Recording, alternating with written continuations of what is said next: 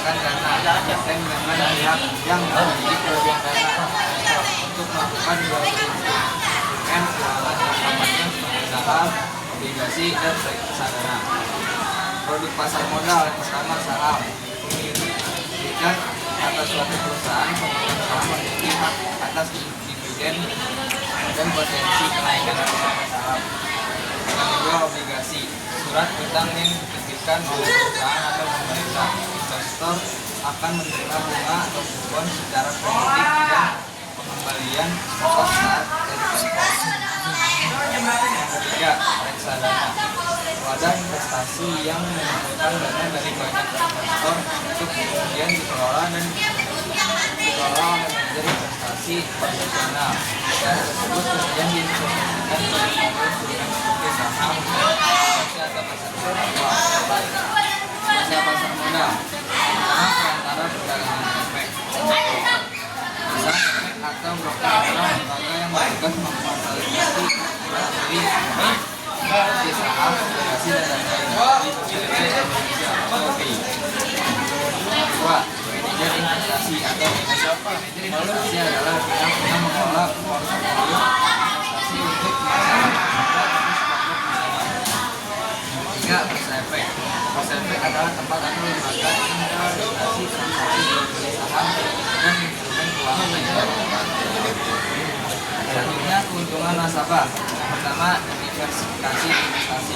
Nasabah dapat memilih berbagai instrumen seperti saham, obligasi, reksadana, ETF, dan kredit sesuai dengan tujuan dan profil risiko masing-masing. Yang kedua, kepemilikan bisnis. Dengan memilih saham, nasabah jadi bagian dari pegawai perusahaan dan memiliki hak suara dalam rapat umum (IPS). Yang ketiga, investasi terjangkau. Nasabah bisa mulai investasi dengan modal yang kecil, bahkan mulai dari puluhan ribu rupiah melalui platform digital. Kerugian nasabah karena risiko capital loss. Jadi ketika harga jual saham atau obligasi lebih rendah dibandingkan sebelumnya. Yang kedua, risiko tidak mendapatkan dividen. Tidak semua perusahaan membayarkan dividen setiap tahun. Ketiga, risiko gagal bayar.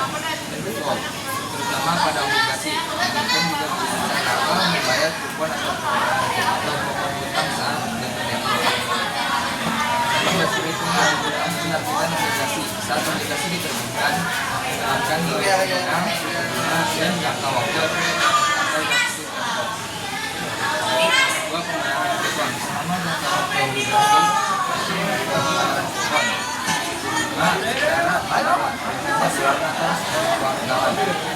Ketiga, jatuh tempo. Jatuh tempo investor menerima kembali nilai nominal obligasi serta kupon terakhir yang dibayarkan.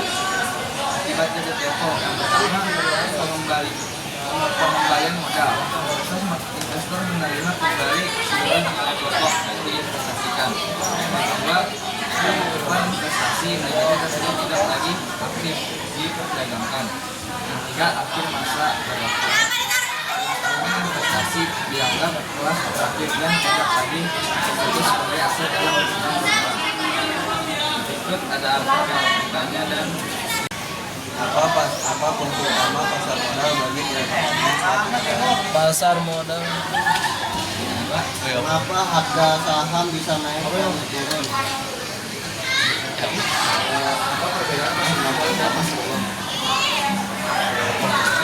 saya akan jawab satu pertanyaan. Yang pertama, fungsi utama pasar modal adalah sumber dana jangka panjang bagi perusahaan atau pemerintah, bagi investasi bagi masyarakat, mendorong pertumbuhan ekonomi dan transparansi. Yang kedua, mengapa harga saham naik dan turun? Karena dipengaruhi permintaan dan penawaran, faktor utamanya kinerja perusahaan, sentimen pasar, kondisi ekonomi, kebijakan pemerintah, dan spekulasi. Yang ketiga, perbedaan pasar modal dan pasar bank. Perbedaan pasar modal dan pasar bank bisa diketahui dalam tiga contoh, pada jangka waktu, momen, dan tujuan. Kalau dari jangka waktunya pasar modal berfokus pada instrumen keuangan jangka panjang, saham dan obligasi, sedangkan pasar uang berfokus pada instrumen keuangan jangka pendek seperti deposito dan instrumen berharga jangka pendek. Untuk instrumen pasar modal memperdagangkan saham, obligasi, dan instrumen keuangan lainnya yang memiliki jangka waktu lebih dari 1 tahun, sedangkan pasar uang memperdagangkan instrumen keuangan jangka pendek yang liquid dan memiliki risiko rendah. Tujuannya pasar modal bertujuan untuk penggalangan dana jangka panjang, sedangkan pasar uang bertujuan untuk memenuhi kebutuhan likuiditas jangka pendek. Masih cukup jawab. Oke, terima kasih.